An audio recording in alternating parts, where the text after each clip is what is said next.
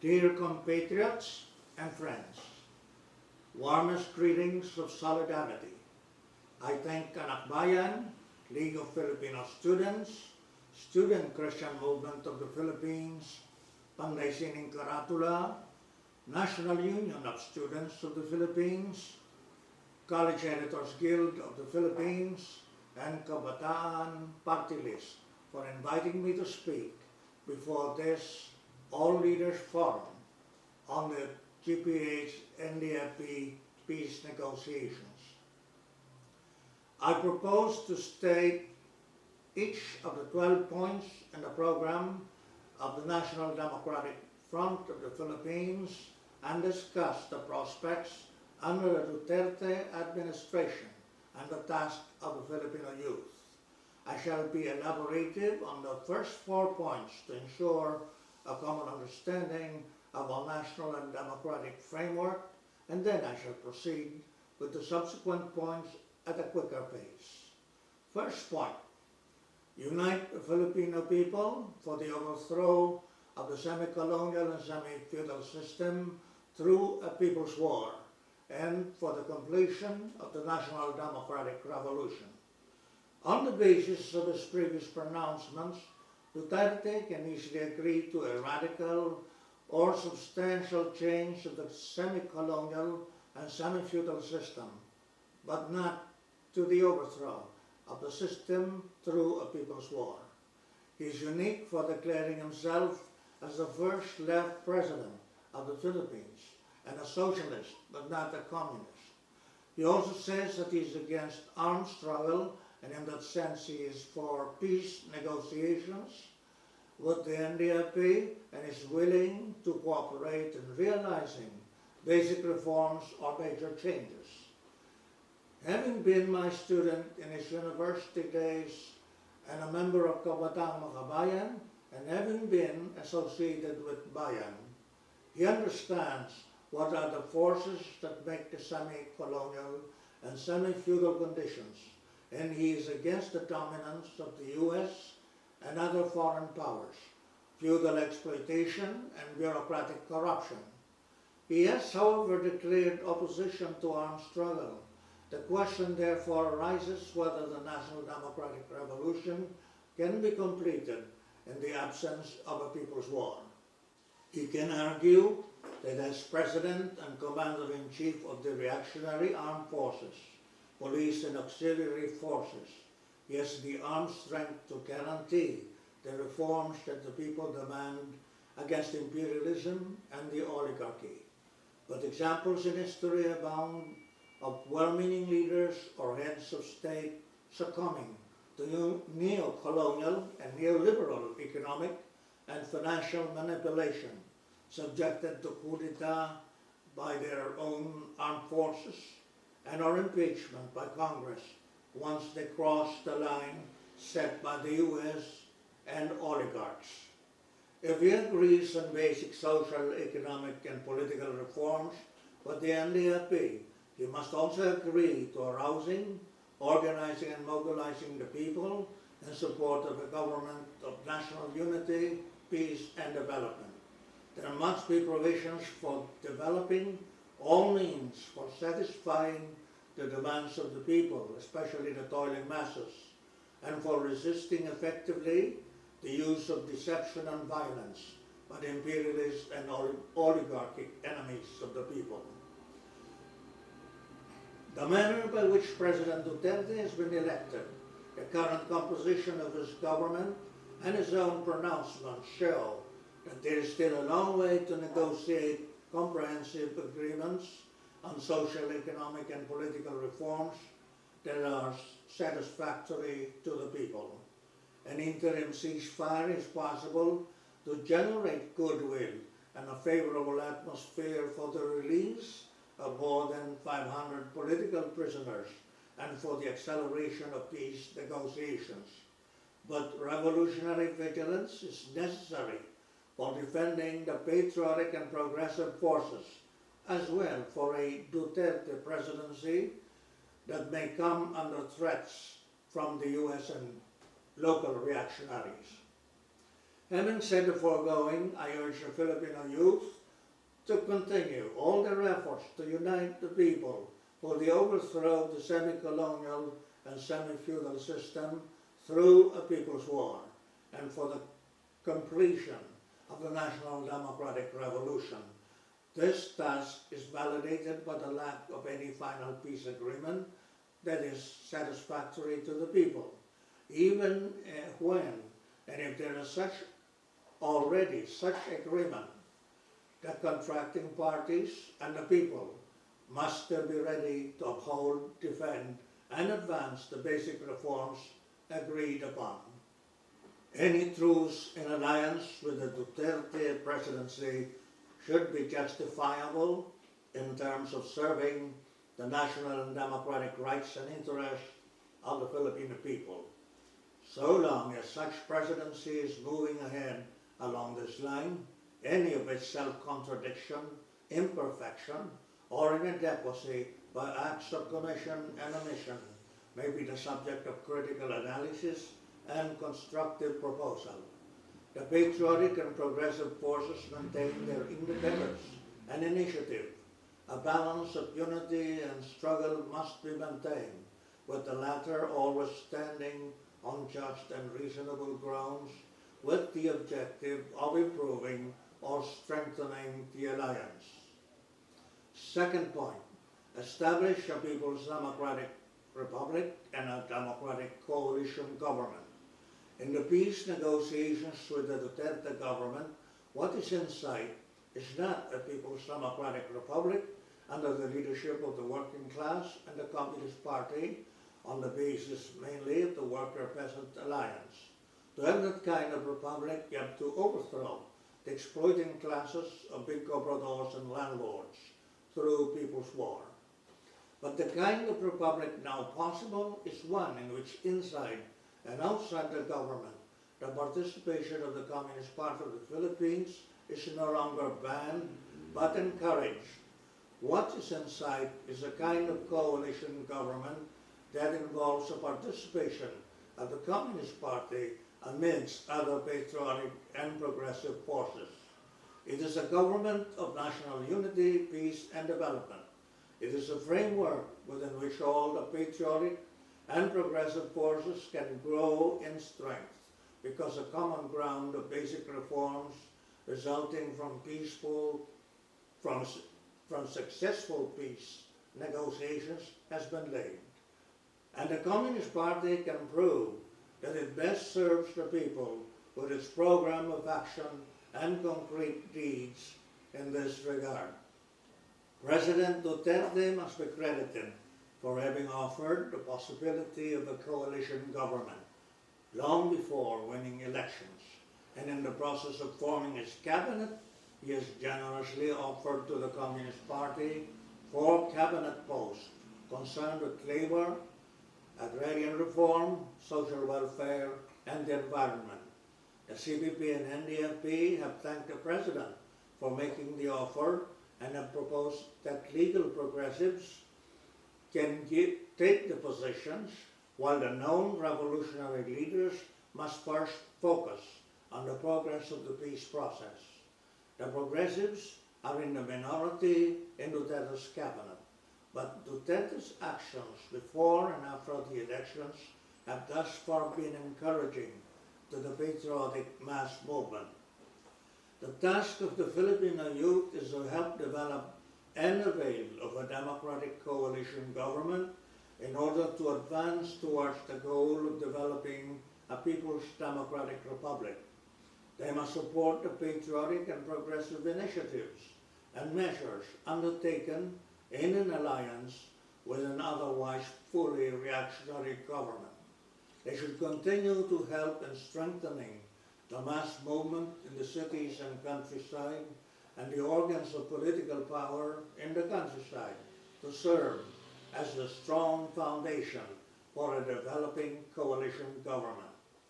Third point, build the People's Revolutionary Army and the People's Defense System.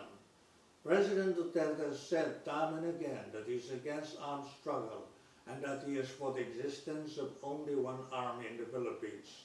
This proposition must undergo the test of what is immediately possible, which is an interim ceasefire in place, and further negotiations on the end of hostilities and redisposition of the armed forces of both sides.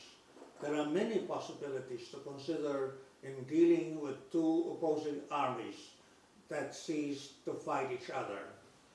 No genuine armed revolutionary movement has ever accepted capitulation and outright dismantling, while the opposite remains intact and growing. Truce and alliance are the most realizable. Revolutionary armed units can become guards of the environment and the industries under conditions of peace and development. Integration of armed forces is permissible, as in the experience of the Chinese Revolution. Mutual demobilization is also possible if armed units have become redundant due to the existence of peace. The armed personnel of both sides can then opt to take industrial jobs or go back to agriculture and partake of the benefits of genuine land reform. Certainly, a lot of savings can be made for development and social services if there is a just and lasting peace. But if the social, economic, and political reforms are serious and deep-going enough, the U.S. and the local reactionary forces are likely to wage armed counter-revolution, be it a coup d'etat or civil war, or even an outright war of aggression by U.S. imperialism. Because of such a high probability, there must be provisions for effective people's resistance. The Filipino youth must support truce and alliance for the purpose of achieving national unity, peace, and development, and must always be alert and ready to fight armed counter-revolution or foreign aggression or intervention. At the first sign of a serious and imminent threat of violence against the Filipino people, the Filipino youth must rise up to join in their defense. They can do so only if they do not cease to build their mass movement and train for the defense of the people. Fourth point, uphold and promote the people's democratic rights. The entire Filipino people must uphold and promote their democratic rights, political, civil, economic, social, and cultural rights against those who oppress and exploit them. The fundamental rights of the people are spelled out in the Program for a People's Democratic Revolution and the Guide for Establishing the People's Government. The NDF has also succeeded with the Manila government in making a comprehensive agreement on respect for human rights and international humanitarian law, and has used the International Bill of Rights and the Geneva Conventions as a point of reference. President Duterte's avowed focus on the crusade against crime and civil violence and a sense of urgency in implementing his reform platform have the effect of highlighting issues of human rights, especially civil and political rights. His reform platform has aroused and mobilized millions of people in spontaneous ways to support his electoral campaign and initial policies. This has gigantic potential for mass organizing in a progressive direction or otherwise. The Filipino youth must be conscious of the fact that they constitute the largest part of the people. They are the most open to fundamental social change and they are the most resolute and militant in demanding and pursuing such change. They must persevere in the struggle to assert, defend, and advance the people's democratic rights. Fifth point, terminate all unequal relations with the United States and other foreign entities. The recent statement of President Duterte not to be dependent on the U.S. for national security is welcome. After the Permanent Court of Arbitration decides in favor of the Philippines in its maritime dispute with China, China will have less reason for encroaching on the exclusive economic zone and extended continental shelf of the Philippines, and the Philippines will be more confident in further developing relations with China and scrapping the unequal executive agreements with the U.S., like the Visiting Forces Agreement and the Enhanced Defense Cooperation Agreement. The Filipino people must uphold the national sovereignty and independence and the territorial integrity of their country. They must continue to demand the termination of all treaties, agreements, and arrangements that involve unequal relations with other countries in the economic, financial, political, and military spheres. The Filipino youth must use their intelligence to end the reactionary tradition and practice of subservience to the imperialist powers. These have perpetuated the conditions of high unemployment, underdevelopment, and widespread poverty. Sixth point, implement genuine agrarian reform, promote agricultural cooperation, raise rural production and employment through the modernization of agriculture and rural industrialization, and ensure agricultural sustainability. It is fine that President Duterte has appointed the longtime peasant leader Rafael Mariano as the Secretary of Agrarian Reform. The Aquino regime has allowed the bogus Comprehensive Agrarian Reform Program, Enhanced Reform, to lapse 2 years ago. More than 80% of the supposed land reform beneficiaries have failed to amortize the land allotted to them. Land is always reaccumulated by a few in the wake of the fake land reform program. CABE now has responsibility to push a new land reform law to effectively redistribute land to the tillers. The Filipino people, the peasants themselves, and the entire Filipino youth must push for the adoption and implementation of a genuine land reform program that involves a free distribution of land to the tillers, agricultural cooperation, increased production and employment through rural industrialization. Genuine land reform is the way to the economic, social, and political liberation of the landless tillers. It is the main content of the democratic revolution.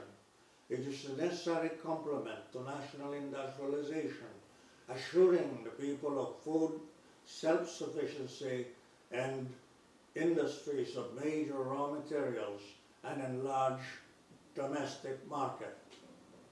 7th point, break the combined dominance of the U.S. and other imperialists, big compradors and landlords over the economy. Carry out national industrialization and build an independent and self-reliant economy. The combination of the imperialist powers held by the U.S. and the local exploiting classes of big compradors and landlords have kept the people severely exploited and impoverished, the economy underdeveloped, and the environment ravaged. It is necessary to carry out national industrialization and build an independent and self-reliant economy.